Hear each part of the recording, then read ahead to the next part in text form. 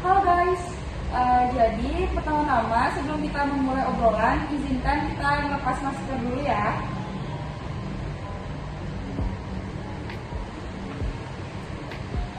Nah, di sini kami dari kelompok 10 ingin membahas analisis kasusnya Gayus Tambunan, yaitu kasus korupsi mafia pajak. Sebelumnya, perkenalkan, nama aku Ayu Tirta. Aku Deon. Aku Gita. Aku Hendra. Dan aku Frank.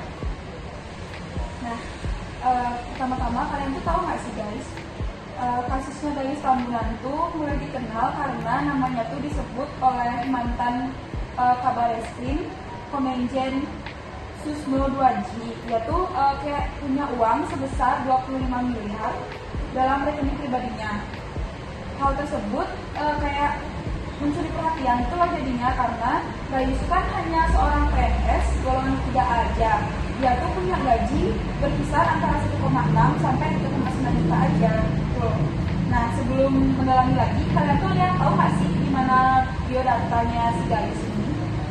Jadi nama lengkap dari Gayus Tambunan yaitu Gayus Halomuan Pertahanan Tambunan, yang lahir pada tanggal 9 Mei 1999 di Jakarta. Beliau merupakan mantan pegawai sipil dengan menjabat sebagai Direktorat Keberatan Deklarasi Jenderal Pajak Kementerian Keuangan. Tugas yang diberikan kepada beliau yakni menelaah suatu keberatan dari wajib pajak atas dasar pajak yang dikenakan. Setelah itu diputuskan diterima, ditolak atau diterima saja. Begitu. Sebelum kita membahas tentang Gayus lebih dalam lagi ya, apa sih korupsi itu? Pertama-tama, Korupsi itu suatu tindakan yang dapat merugikan semua orang. Tapi korupsi banyak pengertian ya, teman-teman.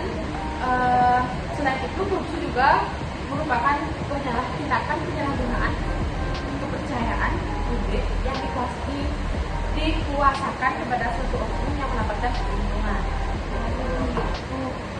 Terus bentuk korupsi yang dilakuin sama Gayus tuh apa aja sih yang membuat dia tuh sampai menyalahi wewenang dan aturan itu loh? Kasusnya Gayus itu dia melakukan beberapa bentuk korupsi. Ada menyalahkan wewenang saat menangani keberatan pajak PT Surya Alam Tunggal sehingga merugikan negara sebesar 570,92 juta. Yang kedua, pengelapan pajak dan pencucian uang. Yang ketiga, penyuapan kepada hakim saat dia berada di rutan. Yang keempat, menerima suap sebesar 925 juta. Dan yang ketiga, Gayus dinyatakan bersalah memiliki uang senilai 659.000 dolar Amerika Serikat dan 9,68 juta dolar Singapura yang merupakan hasil gratifikasi yang diterimanya. Dan ada beberapa lagi kasus korupsi yang dilakukan Gayus Tambunan, karena beliau ini merupakan salah satu tokoh atau mafia pajak yang benar-benar merugikan negara. Jadi kasusnya tuh banyak banget ya, nggak cuma satu.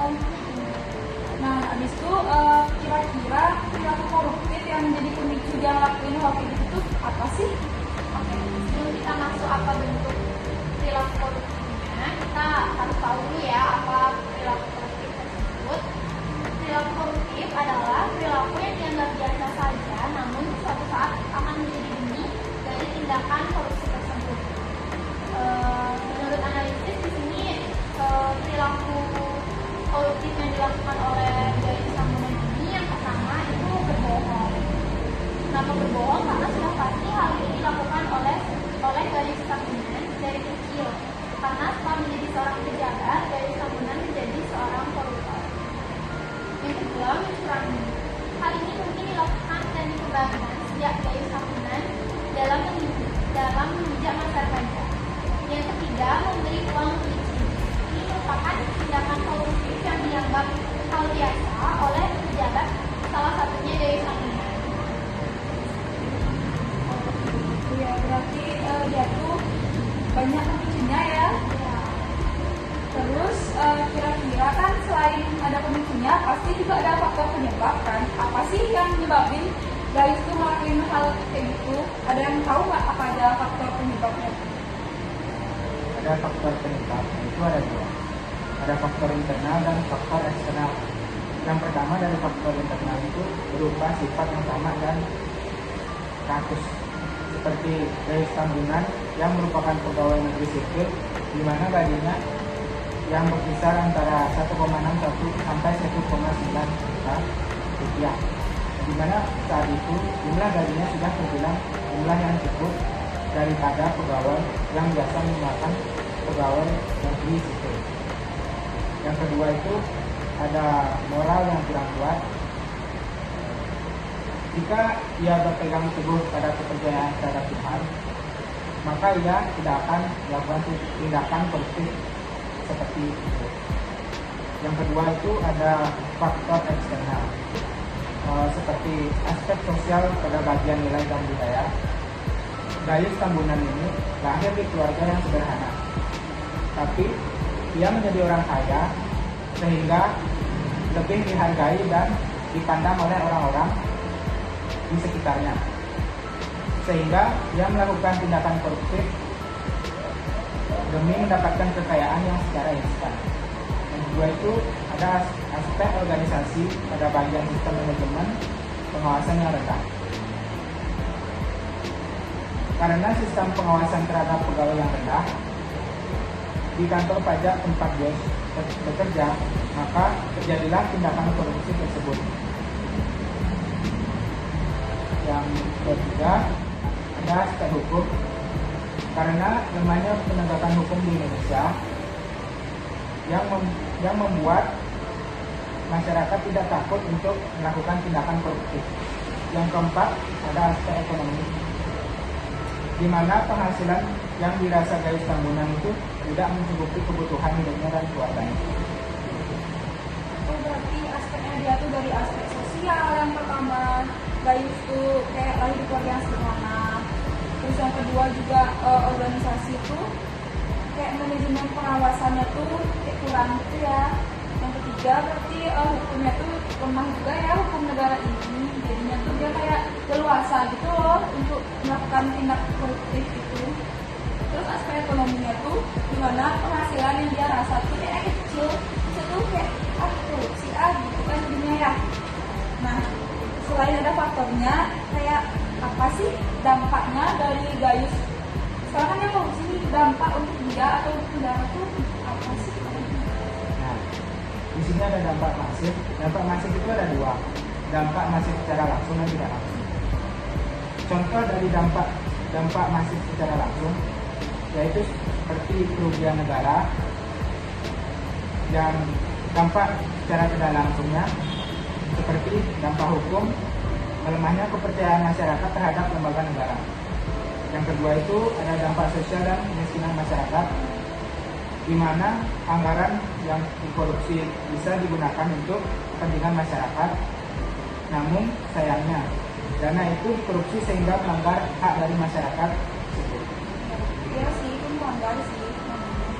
Terus dari semua dampak dan semua faktor, kira-kira upaya untuk pencegahan yang mesti kita lakukan itu apa sih? Upaya pencegahan yang dapat dilakukan adalah memberikan hukuman berat kepada koruptor, menetapkan teknologi pada sistem agar mudah dimonitor, dan membangun pendidikan moral sejak kecil agar ke depannya kita dapat mencegah sikap korupsi. Ya sih. Jadi kita tuh kayak harus, kalau bisa kasus korupsi itu dihukum seberat-beratnya deh, biar nggak ada kasus korupsi lagi. Nah, terus kira-kira teman-teman ada yang mau ditanyain nggak terkait kasusnya ini? Nanya dong, kita kan sebagai mahasiswa nih, mahasiswa ini. Nah, kalau menurut kalian apa sih peran kita yang dapat kita lakuin biar korupsi itu nggak ada, tindakan masyarakat? Menurut kalian gimana? Kalau menurutku sih, kita kan sebagai mahasiswa yang berpendidikan ya, kita tuh sebagai mahasiswa bukan lagi siswa. Kita kita tuh harus menekankan sikap anti korupsi, kayak mencegah segala tindakan yang mengakibatkan korupsi. Dari hal kecil dulu deh. Yang pertama, berbohong. Kayak misalnya kita telatnya misalnya gara-gara apa, kita tuh harus jujur, nggak boleh bohong gitu loh. Dari hal kecil aja dulu. Yang kedua, kayak melakukan sosialisasi tentang segala hal yang dapat mencegah tindakan korupsi, dari teman di kampus dulu, habis itu lanjut ke keluarga, di rumah, masih tahu adik-adik. Terus mahasiswa itu juga harus mampu menuntut atau mendesak pemerintah agar lebih aktif lagi gitu loh, kayak tegas tentang korupsi, biar nggak hukum itu jadinya kayak lemah gitu loh, karena pemerintahnya juga mungkin kurang tegas ya. Terus abis itu mahasiswa juga harus bisa mengkritisi peraturan pemerintah yang tidak adil. Terus kayak tidak berpihak kepada masyarakat aja. Nah, terus yang terakhir bisa membantu masyarakat dalam menyuarakan pendapat, atau misalnya ada suara masyarakat yang kita aspirasikan kayak demo, tapi tidak berpicu ke anarkis. Jadi demonya tuh demo secara baik dong. Itu sih kalau menurutku. Sudah jadi intinya kita tuh harus sama-sama menjalin komunikasi yang baik ya, agar tidak ada miskomunikasi yang jadi kayak ya teman-teman saya. Itu ya teman-teman yang ada di rumah juga. Jadi demikian analisis kita tentang khususnya si Gayus Tambunan ini. Aku Manita mau pamit dulu ya guys. Bye. Ayo jangan hanya diam. Mari kita bersatu melawan korupsi. Mari kita bersama-sama Jauhkan diri dari sikap koruptif dan tindakan korupsi. Jadikan lingkungan kita sebagai zona bebas korupsi. Salam dari kami, Mahasiswa dan mahasiswi Anti korupsi. Universitas Pendidikan Nasional.